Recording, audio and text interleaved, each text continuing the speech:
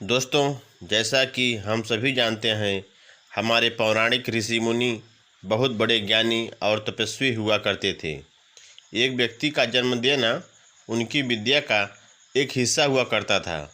इसी तत्व के अंतर्गत हम आज के इस खास वीडियो में ऋषि श्रृंगी, जो भगवान श्री राम की बहन के पति थे, उनके विचित्र जन्म के बारे में जानेंगे कि आखिर उनका जन्म एक हिरणी के गर्भ से कैसे हुआ। दोस्तों, एक बार की बात है, महर्षि लोमस सम्राट युधिष्ठिर को श्रृंगी ऋषि के जन्म के बारे में बताते हुए कहा कि श्रृंगी ऋषि का जन्म एक हिरणी के गर्भ से हुआ था और उनके पिता कश्यप ऋषि के पुत्र महर्षि विभांडक थे। इतनी रोचक बात को सुनकर सम्राट युधिष्ठिर ने महर्षि लोमस से पूछा कि महर्षि, एक मनुष्य योनि का जीव एक पशु योनि के जीव से संसर्ग कैसे कर सकता है? यह न तो धर्मसंगत है और न तो व्यवहार सम्मत है। और फिर इस संसार में हिरणी के गर्भ से एक बच्चे की उत्पत्ति कैसे हो सकती है? और एक प्राकृतिक संसाधन से जन्मा व्यक्ति एक महान ऋषि कैसे हो सकता है? कृपया इन सब बातों को विस्तार पूर्वक मुझे समझाएं। तब लोमस ऋषि ने सम्राट युधिष्ठिर को सारी बातें विस्तार पूर्वक बताना शुरू किया कि महर्षि कश्यप के पुत्र महर्षि विभांडक बहुत बड़े तपस्वी ऋषि थे। विभांडक कठोर तप किया करते थे। उनकी तपस्या इतनी कठिन थी कि उस समय पूरे धरती पर उनके जैसा तपस्या करने वाला और कोई नहीं था। अपनी तपस्या के प्रभाव से प्रजापति ब्रह्मा के समान वैदिक प्रमाण में होते थे। उन्होंने अपने वीर्य को अमोघ रखते हुए इस तपस्या को आरंभ किया था और उसे लगातार बनाए रखा था। उनके तेज से देवताओं के मन में जलन होने लगी। वे उनके तेज अपने आगे बर्दाश्त नहीं कर पा रहे थे। इसलिए इंद्र से इसके लिए याचना की कि किसी तरह ऋषि विभांडक की तपस्या को खंडित किया जाए। और इंद्र हमेशा ही भयभीत रहा करते थे कि अपनी तपस्या से कोई उनके इंद्र पद को प्राप्त न कर लेवे।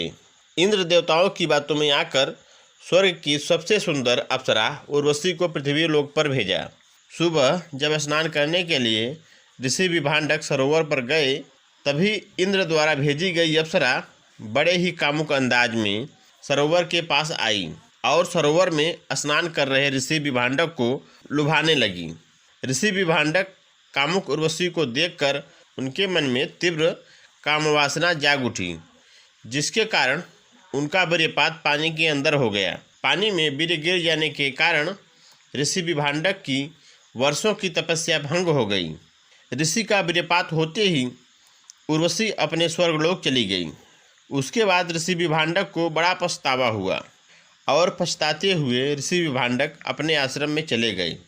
उसके बाद एक प्यासी हिरणी जो सरोवर के पास आकर पानी पीने लगी और पानी पीते समय प्यासी हिरणी पानी के साथ साथ ऋषि विभांडक का पानी के अंदर गिरा हुआ वीर्य भी पी जाती है। ऋषि का वीर्य पीने के कारण हिरणी गर्भवती हो जाती है, जिस कारण हिरणी ने एक बच्चे को जन्म दिया, जिसके मस्तक पर एक सींग था। मस्तक पर एक सींग होने के कारण उनका नाम श्रृंगी पड़ा और आगे चलकर वहीं महान ऋषि श्रृंगी के नाम से प्रसिद्ध हुए। फिर युधिष्ठिर इतना सुनने के बाद लोमस ऋषि से कहते हैं कि एक बात बताइए कि पानी के साथ ऋषि का वीर्य पीने से एक हिरणी का गर्भ कैसे ठहर सकता है? इसे तो किसी भी तरह प्राकृतिक रूप से स्वीकार नहीं किया जा सकता। तब ऋषि लोमस बताते हैं कि वह हिरणी कोई साधारण हिरणी नहीं थी, बल्कि पूर्व जन्म में एक देवकन्या थी, जिसे श्राप मिला था कि वह मनुष्य योनि से पशु योनि में अवतरित हो जाए। तब ब्रह्मा जी ने उसके श्राप से मुक्ति का उपाय उसे बताया कि जब वह ऋषि विभांडक का वीर्य अपने गर्भ में धारण करेगी और एक पुत्र को उत्पन्न कर देगी, तब वह श्राप से मुक्त होकर वापस से देवकन्या बन जाएगी। दोस्तों, हुआ भी ऐसा ही। हिरणी ने एक बच्चे को जन्म दिया और अपने वापस स्वरूप देवकन्या के रूप में बच्चे को ऋषि विभांडक के आश्रम में छोड़कर वह पुनः देवलोक चली गई। तो दोस्तों, इस प्रकार एक हिरणी के गर्भ से एक महान ऋषि श्रृंगी का जन्म हुआ।